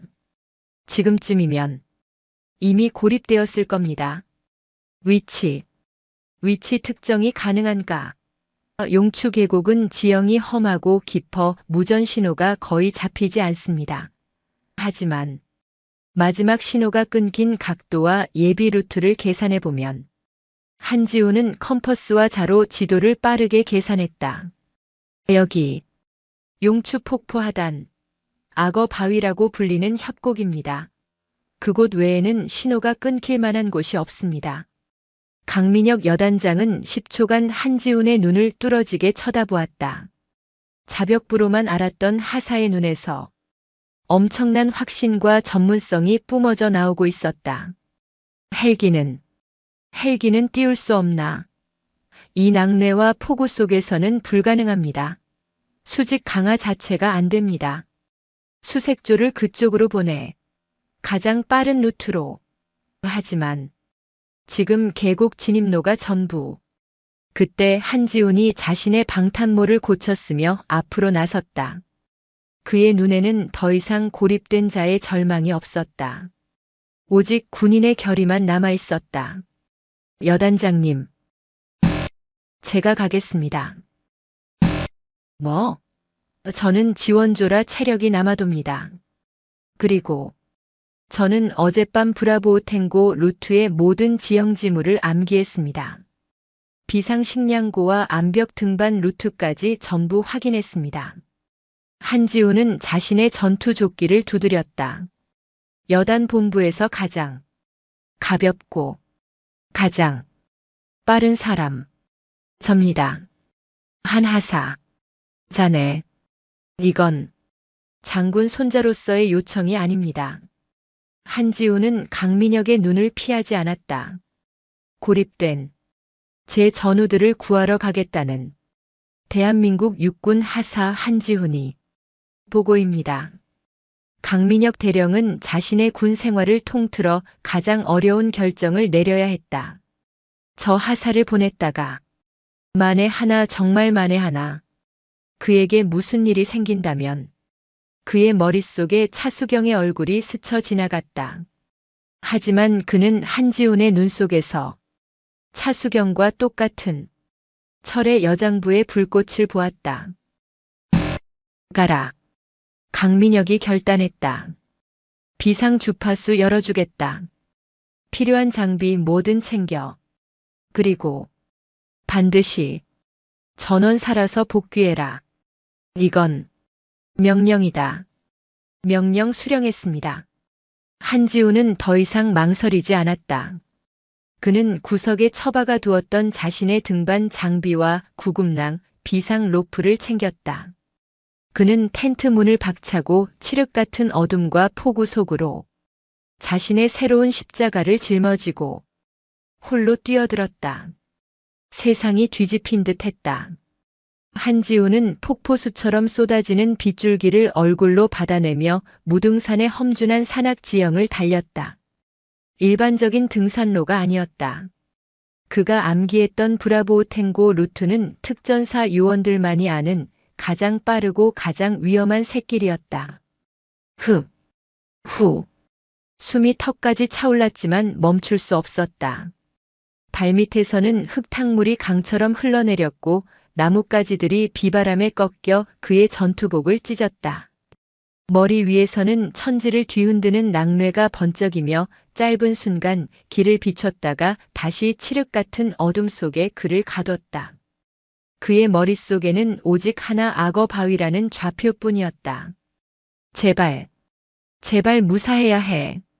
1시간, 2시간. 지옥 같은 질주 끝에 그는 마침내 거대한 계곡의 절벽 위에 도착했다. 알파조. 들리는가? 그가 비상 무전기를 꺼내 외쳤지만 들려오는 것은 거대한 물소리뿐이었다. 콰아으. 저 아래 용추 계곡은 이미 미친 듯이 불어난 흙탕물로 변해 있었다. 평소에는 맑은 물이 흐르던 곳이 모든 것을 집어삼키는 경류가 되어 울부짖고 있었다. 젠장. 한지우는 절벽 아래를 살폈다. 그리고 발견했다. 절벽에서 약 20m 아래 경류가 휩쓸기 직전의 좁은 바위턱. 그곳에 낯익은 전투복들이 웅크리고 있었다. 알파조였다. 그들은 총 5명. 그 중심에는 오만규 원사가 있었다. 원사님. 한지훈이 목이 터져라 외쳤다. 오만규 원사가 고개를 들었다. 그는 어둠과 빗줄기 속에서 나타난 한지훈을 보고 자신의 눈을 의심했다. 한지훈? 내가 왜 여길? 다들 무사하십니까? 김상병이. 발목이 부러졌다. 물이 계속 차오르고 있어. 오원사의 말대로였다. 그들이 딛고 선 바위 턱은 불어나는 계곡물에 의해 10분 안에 잠길 위기였다. 로프를 내려. 오원사가 소리쳤다. 하지만 한지우는 고개를 저었다. 안 됩니다. 이 폭우 속에서 부상병을 끌어올리는 건 불가능합니다. 로프가 바위에 쓸려 끊어질 겁니다. 그럼 어쩌란 말이냐? 이대로 다 죽으라는 거냐? 오원사가 절망적으로 외쳤다. 그는 평생의 전장에서 이런 무력감을 느껴본 적이 없었다. 한지우는 빠르게 주변 지형을 살폈다. 길이 있을 거야. 그의 눈에 들어온 것은 그들이 고립된 바위 턱에서 반대편 절벽으로 이어진 낡은 와이어 하나였다. 과거 국립공원 관리소에서 설치했다가 지금은 폐쇄된 낡은 구름다리의 잔해였다. 원사님, 저 와이어가 보입니까? 보인다. 저걸 타고 반대편으로 넘어가야 합니다. 거긴 지대가 높습니다. 미쳤나? 저 작은 와이어를 부상병을 데리고 제가 먼저 길을 만들겠습니다. 한지우는 더 이상 대답을 기다리지 않았다. 그는 자신의 허리에 확보 로프를 감았다. 그리고는 주저없이 절벽 위 나무에 로프를 고정시킨 후 암벽 하강을 시작했다. 야, 한지훈, 멈춰. 오원사의 고함이 빗소리에 묻혔다. 한지훈은 20m 절벽을 마치 거미처럼 빠르게 하강했다. 미끄러운 바위, 거센 빗줄기. 하지만 그는 오직 눈앞의 알파조만을 생각했다. 쿵. 그는 알파조가 고립된 바위 턱에 착지했다. 하사님. 발목이 부러진 김상병이 고통 속에서 그를 바라보았다. 괜찮아. 괜찮아. 내가 왔어. 한지우는 오만규 원사를 바라봤다. 원사님. 지금부터 제 지시에 따라 주십시오. 뭐? 감히 하사 따위가 원사에게 지시를 내린다는 것은 평시라면 상상도 할 수 없는 하극상이었다. 하지만 한지훈의 눈에는 두려움이나 오만이 없었다. 오직 절박한 생존만 있었다. 오만규 원사는 그 기백에 압도당했다. 말해라. 제가 먼저 저 와이어를 타고 건너가서 반대편에 도하용 로프를 설치하겠습니다. 한지우는 자신의 확보 로프를 풀어 낡은 와이어에 카라비너를 걸었다. 제가 신호를 보내면 김상병부터 한 명씩 넘겨주십시오. 알겠다. 한지우는 심호흡을 했다. 그의 발 아래에는 그를 집어삼킬 듯이 울부짖는 경류가 있었다. 그는 와이어에 매달렸다. 간다. 그는 젖은 와이어를 붙잡고 15m가 넘는 계곡을 건너기 시작했다. 팔의 모든 근육이 비명을 질렀다. 콰직. 낡은 와이어가 그의 무게를 이기지 못하고 비명을 질렀다. 젠장. 그가 반대편 절벽에 거의 다다랐을 때였다. 쿠르르르르릉. 산사태였다. 그가 방금 전까지 매달려 있던 절벽 위에서 엄청난 양의 토사가 쏟아져 내리기 시작했다. 피하십시오. 오만규 원사와 알파조 대원들은 절벽에 납작 엎드렸다. 한지훈. 오원사가 비명을 질렀다. 토사와 바위 더미가 한지훈이 매달린 와이어를 덮쳤다. 쾅! 와이어가 끊어졌다. 안 돼! 오원사의 눈이 절망으로 물들었다. 한지훈은 저 경류 속으로 그때 반대편 절벽에서 기적 같은 목소리가 들려왔다. 로프 설치 완료. 한지훈이었다.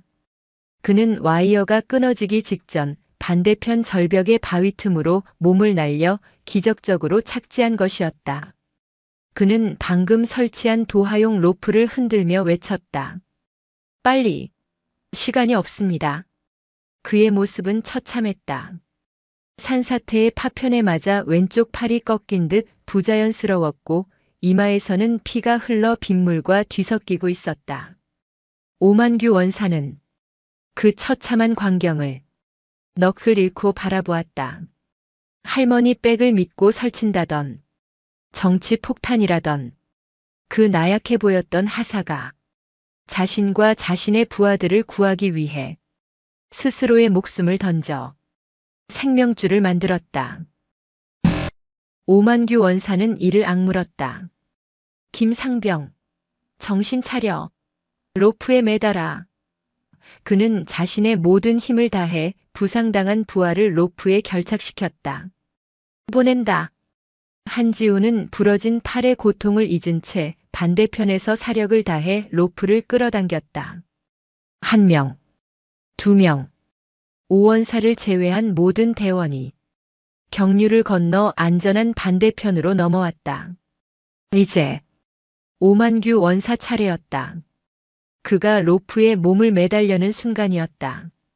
쿠르르르르. 두 번째 산사태. 이번에는 그들이 딛고 선 악어 바위 자체가 무너져 내리기 시작했다. 바위가 경류 속으로 가라앉고 있었다. 원사님. 오만규 원사는 로프를 잡을 시간도 없이 거대한 흙탕물 속으로 휩쓸려 들어갔다. 안 돼. 한지우는 망설일 틈이 없었다. 그는 자신을 그렇게나 모욕하고 배제했던 그 상관을 구하기 위해 자신의 몸에 로프를 감은 채 다시 그 죽음의 경류 속으로 몸을 던졌다. 세상은 암전과 포효 그리고 지독한 냉기로 가득 찼다. 한지우는 경류 속으로 몸을 던지는 순간 부러진 왼팔에서 뼈가 어긋나는 듯한 격통이 온몸을 관통하는 것을 느꼈다. 악! 소리조차 내지 못했다. 차가운 흙탕물이 그의 입과 코를 틀어막고 폐를 짓눌렀다. 이것은 훈련이 아니었다. 이것은 죽음 그 자체였다. 그의 몸에 감긴 로프가 팽팽하게 당겨졌지만 물살의 힘은 그가 상상했던 것 이상이었다. 거대한 자연의 분노 앞에서 인간은 한낱 나뭇잎에 불과했다. 원사님! 그는 필사적으로 눈을 떴지만 칠흑 같은 어둠과 흙탕물 속에서 보이는 것은 없었다. 오직 거대한 물의 포효만이 그의 고막을 찢을 듯이 울렸다. 패닉이 그의 목을 조여왔다. 이대로 죽는 건가? 그때였다. 그의 머릿속에 자신을 정치 폭탄이라 부르며 경멸하던 오만규 원사의 눈빛이 스쳤다. 그리고 그를 관심병사라 부르던 박철민의 조롱 섞인 얼굴이 떠올랐다. 마지막으로 내 스스로의 실력으로 증명해내라고 말하던 할머니 차수경의 차갑고도 슬픈 눈동자가 떠올랐다. 아니, 한지우는 이를 악물었다. 아직 아무것도 증명하지 못했어. 그는 남은 오른팔과 두 다리로 물살을 거스르기 위해 미친 듯이 몸부림쳤다. 바로 그때였다. 물살 속에서 무언가 둔탁한 것이 그의 전투화를 스치고 지나갔다. 있다. 그는 본능적으로 몸을 뒤틀어 손을 뻗었다. 그의 손가락 끝에 오원사의 전투조끼 어깨끈이 잡혔다. 잡았다. 하지만 기쁨도 잠시. 두 사람의 무게를 지탱하던 로프가 그들을 끌어당기던 경류의 힘을 이기지 못하고 그들이 고정했던 반대편 바위 틈에서 끼기기 하는 불길한 소리를 내기 시작했다. 하사님, 로프가 풀립니다. 반대편 절벽에서 부상당한 김상병과 다른 대원들이 절규했다. 한지우는 오원사의 조끼를 붙잡은 채 수면 위로 간신히 고개를 내밀었다. 젠장. 그들은 지금 계곡에서 가장 물살이 빠른 협곡의 중앙에 있었다. 여기서 로프가 풀린다면 두 사람 모두 하류의 바위 더미에 부딪혀 형체도 없이 사라질 터였다. 오만규 원사는 물을 잔뜩 먹어 거의 의식이 없는 상태였다. 원사님, 정신 차리십시오. 한지우는 남은 힘을 다해 소리쳤다. 그 순간 한지훈의 눈에 들어온 것이 있었다. 그들의 머리 위 10m 상공을 가로지르는 아까 그가 건너오려다 실패했던 낡은 와이어. 그리고 그 와이어에는 그가 처음에 걸어두었던 카라비너 하나가 산사태의 충격에도 불구하고 기적적으로 매달려 있었다. 저거다. 한지훈에게는 시간이 없었다.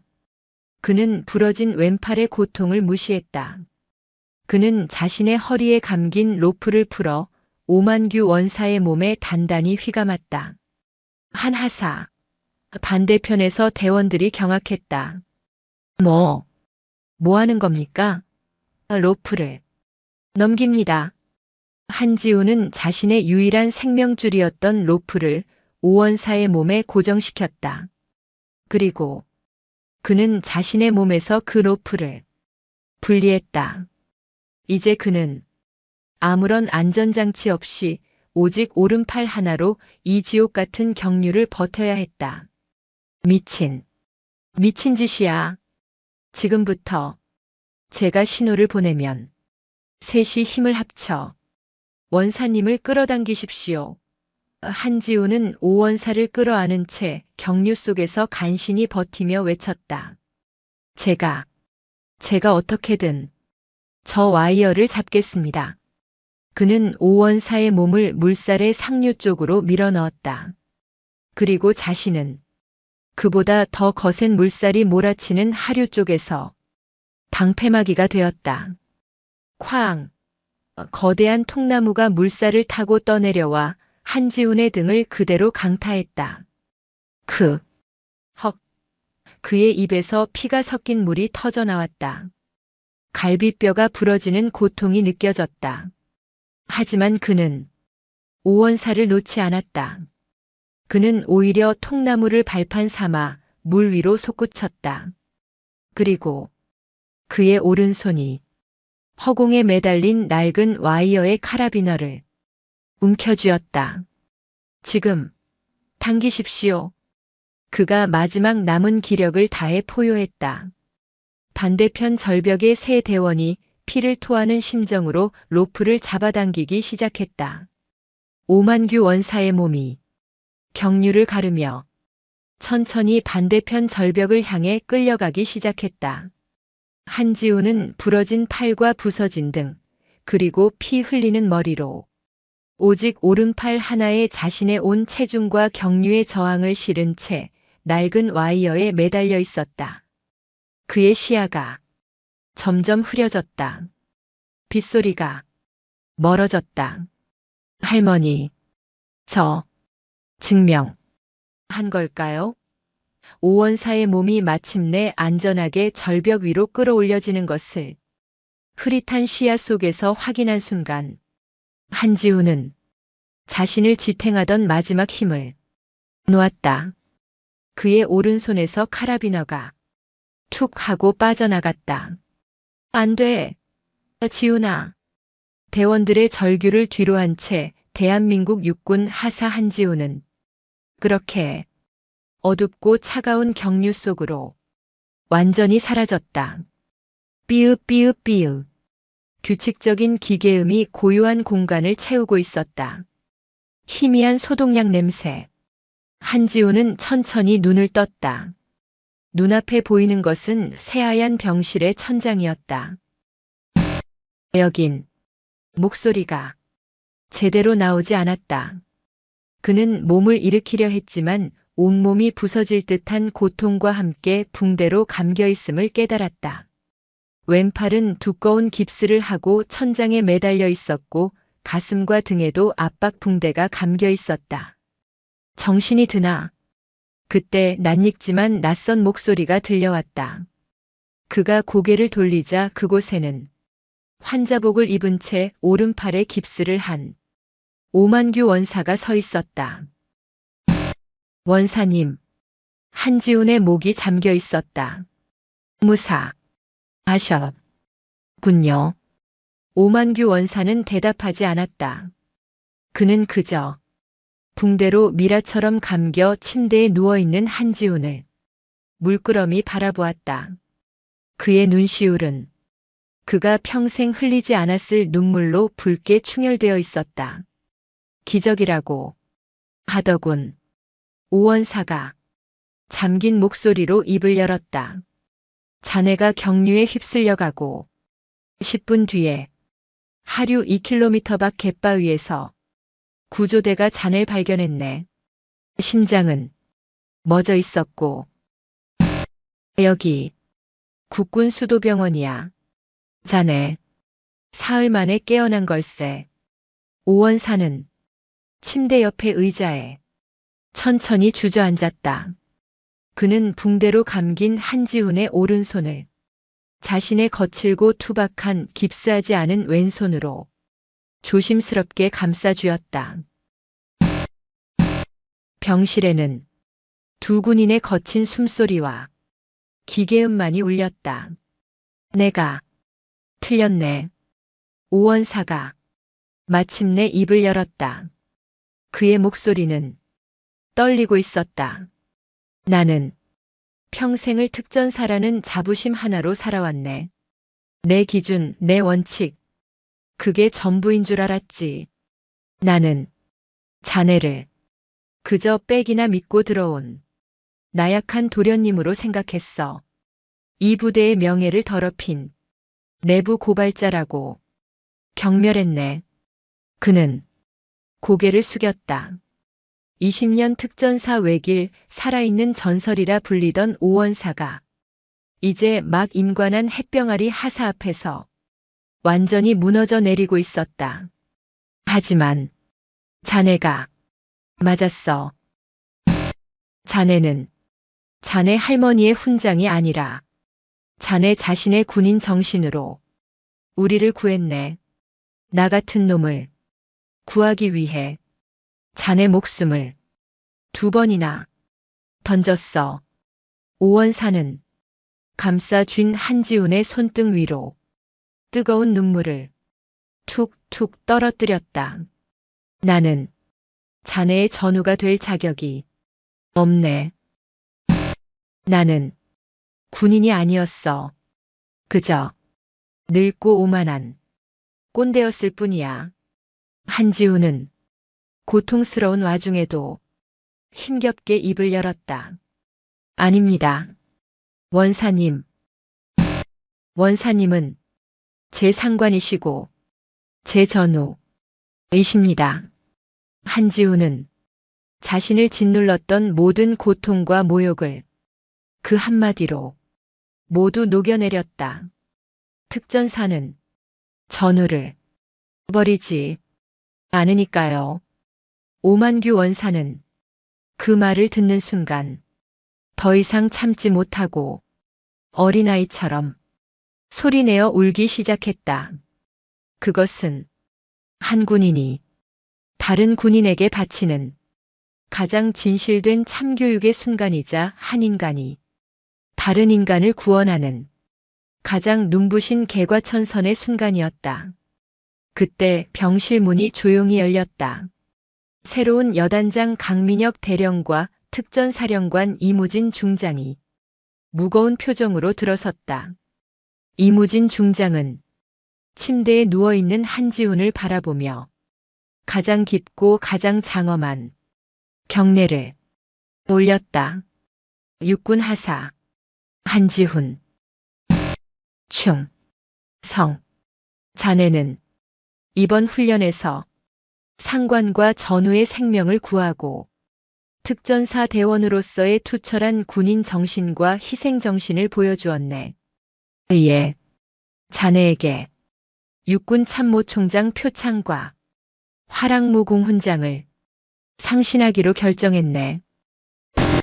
그리고 이무진 중장은 오만규 원사를 바라보았다.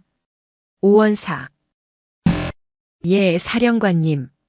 자네는 이번 사태에 대한 지휘 책임을 물어 중징계위에 회부될 예정이었으나 이무진은 한지훈을 바라보며 희미하게 웃었다. 자네를 살려준 전우가 자네를 가장 유능한 특전사 교관이라고 강력하게 변호하더군. 징계는 보류하겠네.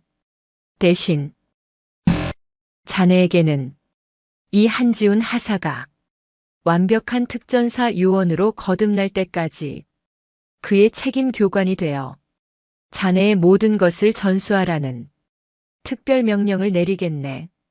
할 수 있겠나? 오만규 원사는 눈물 젖은 얼굴로 한지훈을 바라보았다. 그리고 그는 자신의 남은 군 생활 전부를 건 경례를 올렸다. 명 받들겠습니다. 사령관님, 6개월 후의 제11공 수특 전여단 특수임무대 훈련장. 더 빨리, 더 정확하게. 자세가 무너진다라 한지훈. 예, 알겠습니다. 혹독한 동계 훈련이 한창인 훈련장. 한지훈은 완전히 다른 사람이 되어 있었다. 병원에서 퇴원한 그는 지옥과도 같은 재활 훈련을 거쳤다. 그리고 그의 곁에는 그림자처럼 오만규 원사가 붙어 있었다. 오 원사는 한지훈에게 자신의 모든 것을 쏟아부었다. 사격술, 특공무술, 폭파, 침투. 한지훈은 스펀지처럼 그 모든 것을 빨아들였다. 부대 내에서 그 누구도 더 이상 한지훈을 장군 손자라고 부르지 않았다. 그들은 한지훈을 오원사의 유일한 제자이자 경륜을 뚫은 미친놈이라고 불렀다. 그것은 두려움이 아닌 진정한 경외의 별명이었다. 훈련 종료. 오늘 완벽했다. 한하사. 오원사가 땀에 젖은 한지훈에게 물통을 건네며 처음으로 환하게 웃었다. 아니, 이젠 한중사라고 불러야겠군. 진급 축하한다. 한지훈은 중사 계급장을 자랑스럽게 매만지며 격려했다. 감사합니다, 원사님. 그의 군 생활은 이제 막 진짜로 시작되고 있었다. 그리고 그날의 위병소. 한지훈이 첫 중사 휴가를 나가던 날, 그는 위병소 앞에서 낯선 듯 낯익은 두 얼굴을 마주했다. 군복을 벗고 사복을 입은 전역한 황대명과 최필승이었다. 그들은 징계위원회에서 차수경 장군의 선처 탄원. 그녀는 두 병사가 인생을 다시 시작할 기회를 줘야 한다고 탄원했다. 덕분에 군사재판을 면하고 만기 전역보다 조금 이른 불명예 전역으로 부대를 떠났었다. 그들은 한지훈을 보자마자 90도로 허리를 숙였다. 저 한중사님, 아니 한지훈 씨. 황대명이 떨리는 목소리로 말했다. 저희 그날 정말 죽을 죄를 지었습니다. 그리고 소식 들었습니다. 부대를 구하셨다고. 저희 그날 이후로 장군님께서 하신 말씀, 국민에게 빚을 갚는 마음으로 살라는 그 말씀 잊지 않고 있습니다. 지금 작은 식당에서 허드렛일부터 다시 배우고 있습니다. 정말 죄송했습니다. 그리고 정말 존경합니다. 한지훈은 그들의 눈을 바라보았다. 그들의 눈에는 더 이상 그날의 오만함과 조롱이 없었다. 삶의 무게를 깨달은 평범한 청년들이 진심 어린 반성이 담겨 있었다. 한지훈은 그들에게 말없이 거수경례를 붙였다. 건강하십시오. 그것은 모두를 위한 진정한 용서였다. 담양 어느 시골집. 한지훈은 버스를 타고 할머니 차수경의 집으로 향했다. 그녀는 여전히 낡은 밀짚 모자를 쓰고 텃밭에서 호미질을 하고 있었다. 그녀의 모습은 대한민국 최초의 여성 투스타가 아니라 그저 평범한 시골 할머니 그 자체였다. 왔느냐? 할머니가 흙 묻은 손을 털며 손자를 돌아보았다. 한지훈은 아무 말 없이 할머니 앞에 섰다. 그는 이제 훌쩍 커버린 그리고 강인한 군인의 눈빛을 한 남자가 되어 있었다. 그는 주머니에서 무언가를 꺼냈다. 자신의 가슴에 달려있던 한지훈이라는 이름 석자와 중사라는 계급장, 그리고 그가 목숨을 걸고 받은 화랑무 공훈장의 축소판이었다. 그는 그것을 할머니의 주름지고 거친 손바닥 위에 가만히 올려놓았다. 차수경은 손바닥 위에 그 작은 훈장과 손자의 얼굴을 번갈아 바라보았다. 할머니, 한지훈이 입을 열었다. 이제 이것이 할머니의 명예가 되었으면 좋겠습니다. 차수경은 아무 말도 하지 않았다. 그녀는 그저 훈장을 쥔 손을 가슴에 꼭 품었다. 그녀의 눈가에서 70평생을 참아왔던 뜨거운 눈물 한 줄기가 햇볕에 그을린 뺨을 타고 흘러내렸다. 지훈아. 예, 할머니. 밥은 먹었니? 아직입니다. 할머니가 환하게 웃었다. 마치 평생의 짐을 모두 내려놓은 듯한 그런 미소였다. 그래, 밥 먹자. 우리 강아지, 아니 우리 한중사, 내가 좋아하는 오미자차. 이번엔 얼음 아주 가득 넣어놨다. 두 사람은 서로를 마주보며 웃었다. 담양의 따사로운 가을 햇살 아래 강철처럼 단단해진 두 세대의 군인이 그렇게 서 있었다. 오늘도 인생지의 말씀을 잘 들어주셔서 감사합니다.